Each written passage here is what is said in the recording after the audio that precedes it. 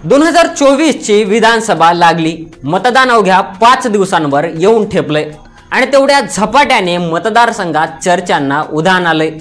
5 वर्षात विकास झालाय का, तोच आमदार हवा की नवा चेहरा द्यावा याची चलबिचल मतदारसंघात वाढली आणि मतदानाला 5 दिवस शिल्लक आहेत म्हटल्यावर उमेदवारांची धावपळ ही त्यामध्ये वाढली।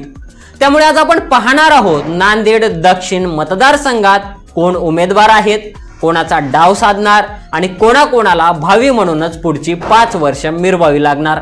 नमस्कार, मी रामेश्वर जामगे आणि तुम्ही पाहत आहात विषय चर्चेतला। नांदेड दक्षिण मतदारसंघ नांदेड लोकसभा क्षेत्रात येतं आणि या मतदारसंघाच्या भौगोलिक रचनेत लोहा तालुक्यातील सोनखेड महसूल मंडळ, नांदेड तालुक्यातील तुप्पा आणि विष्णुपुरी महसूल मंडळ, त्याचबरोबर नांदेड वाघाळा शहर महानगरपालिकेचा वार्ड क्रमांक 10 ते 27, वार्ड क्रमांक 40 ते 49, वार्ड क्रमांक 59 ते 65 या भागाचा समावेश होतो।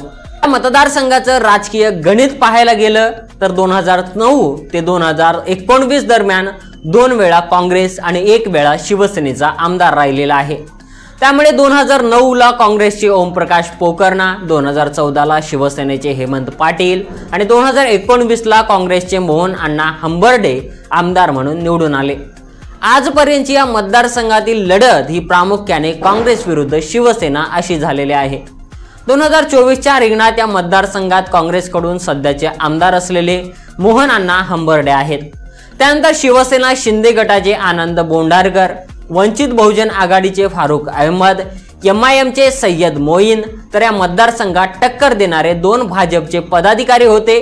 त्याने अपक्ष उमेदवारी अर्ज दाखल केलाय। त्यात दिलीप कंदकुर्ते आणि संजय पाटील घोगरे हे 2 उमेदवार आहेत। सध्याचं राजकीय गणित पाहायला गेलं तर महायुतीवर मराठा समाज आणि शेतकरी वर्ग नाराज आहे। त्यामुळे त्याचा मोठ्या प्रमाणात कल हा महाविकास आघाडी आणि अपक्षाकडे आहे।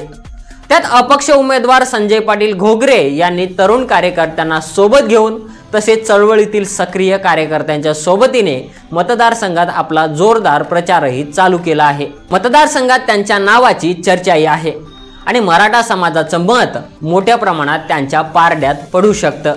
तर दुसरे अपक्ष उमेदवार दिलीप कंदकुर्ते 2019च्या निवडणुकीत दुसऱ्या क्रमांकावर होते। त्यांचा अवघ्या 3592 मतांनी मोहन हंबर्डे यांनी पराभव केला होता। मतदारसंघात त्यांची जुनीच पकड आहे। त्यानंतर आहेत शिवसेना शिंदे गटाचे आनंद बोंडारकर।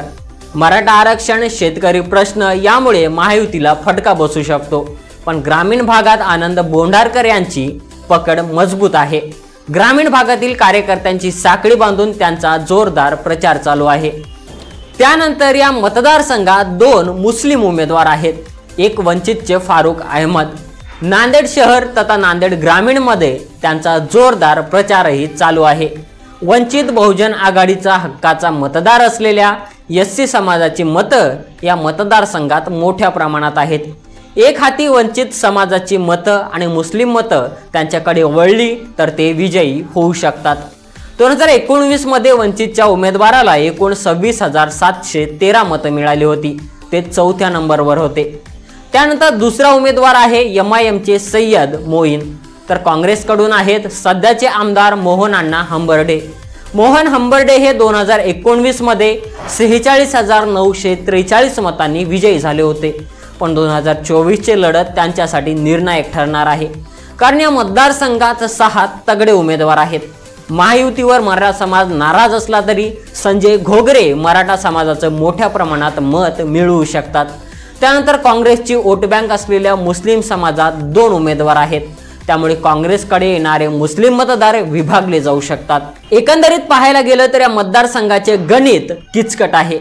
शेवटच्या क्षणापर्यंत कोण विजयी होईल हे स्पष्ट सांगता येत नाही।